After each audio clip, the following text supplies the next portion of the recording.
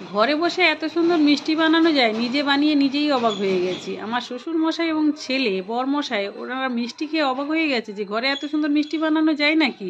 তো চলুন বন্ধুরা, তাহলে মিষ্টির রেসিপিটা আপনাদের সঙ্গে শেয়ার করি।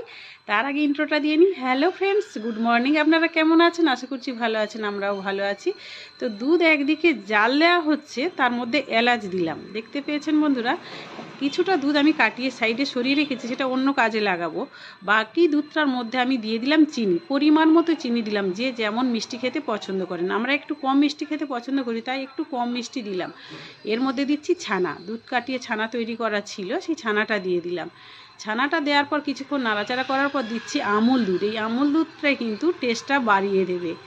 এরপরে আরও একটা জিনিস দিতে হবে, সেটা হলো এই যে ময়দাটা কিন্তু আমার বাইন্ডিংয়ের কাজে লাগবে, ময়দাটা না দিলে কিন্তু হবে না।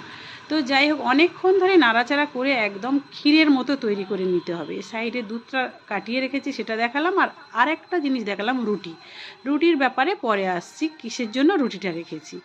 তো যাই হোক, একদম দুধ জাল দিয়ে দিয়ে একেবারে আমরা ক্ষীর তৈরি করে নিয়েছি। দেখতে পাচ্ছেন বন্ধুরা কত সুন্দর থিকনেসটা এসেছে।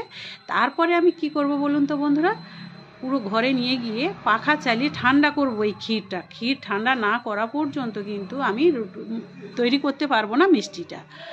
তো এই যে ঘরের মধ্যে নিয়ে এসে বসিয়ে দিয়ে ফ্যান চালিয়ে দিয়েছি। ভিডিওটা অনেক দিন আগে, তখন আবার গরমকাল।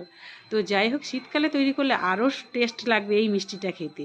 এই যে দেখতে পাচ্ছেন বন্ধুরা, ঠান্ডা হয়ে যাওয়ার পর এই ক্ষীরটা রুটির মধ্যে দিয়েছি। কী রুটি বলুন তো বন্ধুরা? স্লাইস রুটির চারিধারটা কেটে ফেলে দিয়ে মাঝের অংশটুকু বেলন চাকিতে দিয়ে ভালো করে চেপে টাইট শক্ত করে নিয়েছি এবং বেশ বড় মতো হয়েছে। আর আমার এখানে দেখতে পাচ্ছেন দুরকম স্লাইস রুটি, একটা বড় সাইজে নিয়েছি, একটা ছোট সাইজে নিয়েছি। অনেকটাই আমি করছি আজকে, যেহেতু আমার স্টুডেন্টরাও তো খাবে আর আমরাও খাবো। তো আমি যখনই কোনো কিছু ট্রাই করি তখন একটু বেশি করে করি, আমার বাচ্চাদের জন্য, আমার বাড়ির লোকেদের জন্য। তো যাই হোক, দুরকম স্লাইস রুটি নিয়ে দুরকম রুটি, ওই জন্য দুরকম মিষ্টি আপনারা দেখতে পাচ্ছেন এখানে। তো এইভাবে মুড়ে নেওয়ার পরে পাত্রে রেখে তারপরে এই যে বাকি দুধটা রেখেছিলাম, সেই দুধটা ওর ওপর থেকে দিয়ে দিতে হবে। দুধের পরিমাণটা একটু বেশি দিলে ভালো করে ভিজে যাবে রুটি আর ক্ষীর, ভিজে গিয়ে এমন একটা সুন্দর টেস্ট হবে, খেতে অসাধারণ। আমি মিষ্টি খুব একটা পছন্দ করি না, তাও আমার এত ভালো লেগেছে। আমার স্টুডেন্টরাও খেয়েছে, বাড়ির লোক খেয়েছে, সবাই বলেছে খুব টেস্টি। আর সত্যি হেলদিও বটে। আমি ঘরে তো তৈরি করেছি, যা যা উপকরণ দিয়েছি আপনারা তো দেখেছেন।